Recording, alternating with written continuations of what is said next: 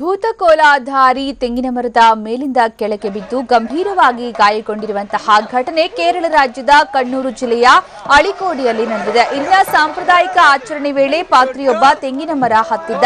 ತೆಂಗಿನ ಮರ ಹತ್ತಿಯಲ್ಲಿ ಕುಣಿಯೋದಿಕ್ಕೆ ಹೋದಾಗ ತೆಂಗಿನ ಮರದ ಬುಡದಲ್ಲಿ ಹಾಕಲಾಗಿದ್ದ ಬೆಂಕಿಯ ಮೇಲೆ ಬಿದ್ದು ಗಾಯಗೊಂಡಿದ್ದಾನೆ. ನಿನ್ನೆ ಬೆಳಗಿನ ಜಾವ 5 ಗಂಟೆ ಸುಮಾರಿಗೆ ಈ ಘಟನೆ ನಡೆದಿದ್ದು, ಭೂತಕೋಲಾಧಾರಿ ವ್ಯಕ್ತಿ ಕೆಳಗೆ ಬೀಳುವ ದೃಶ್ಯ ಮೊಬೈಲ್ನಲ್ಲಿ ಸೆರೆಯಾಗಿದೆ.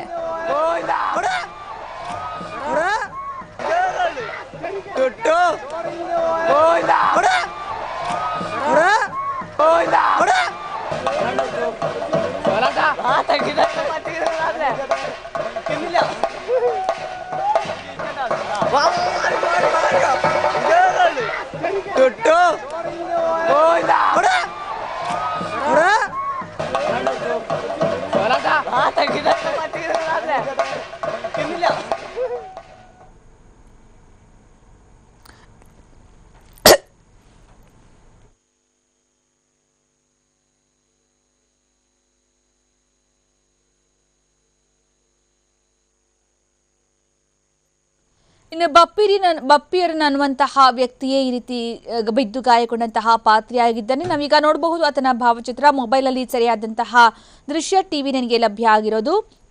ಈತ ಭೂತವೇಷಧಾರಿಯಾಗಿ ತೆಂಗಿನ ಮರವನ್ನ ಹತ್ತಾನೆ. ನಂತರ ತೆಂಗಿನ ಮರದ ಮೇಲೆ ಕುಣಿಯೋದಿಕ್ಕೆ ಹೊರಟಂತಹ ಸಂದರ್ಭದಲ್ಲಿ ಆಯತಪ್ಪಿ ಆತ ಕೆಳಗಡೆ ಬೀಳ್ತಾನೆ. ಏನಂದ್ರೆ ಆಗ ಕೆಳಗಡೆ ಬೆಂಕಿ ಹಾಕಲಾಗಿತ್ತು ತೆಂಗಿನ ಮರದ ಬುಡದಲ್ಲಿ, ಆ ಬೆಂಕಿಗೆ ಆತ ಬಿದ್ದು ಬಿಡ್ತಾನೆ. ಹೀಗಾಗಿ ಆತ ಗಂಭೀರವಾಗಿ ಗಾಯಗೊಂಡಿದ್ದಾನೆ. ಈ ಭಾವಚಿತ್ರದಲ್ಲಿ ಕಾಣಿಸ್ತಾ ಇರುವಂತಹ ಎರಡನೇ ವ್ಯಕ್ತಿಯೇ ಈ ಭೂತಕೋಲಾ ಪಾತ್ರಧಾರಿಯಾಗಿದ್ದಾನೆ. ಈತ ಭೂತದ ವೇಷ ಹಾಕೊಂಡು ಏನೋ ಅಲ್ಲಿನ ಸಾಂಪ್ರದಾಯಿಕ ಆಚರಣೆಯಲ್ಲಿ ಪಾಲ್ಗೊಂಡಿದ್ದಾಗ ತೆಂಗಿನ ಮರ ಹತ್ತಿ ಅಲ್ಲಿ ನರ್ತನ ಮಾಡೋದಿಕ್ಕೆ ಹೊರಟಾಗ ಆತ ಆಯತಪ್ಪಿ ಅಲ್ಲಿಂದ ಬಿದ್ದಿರೋದು.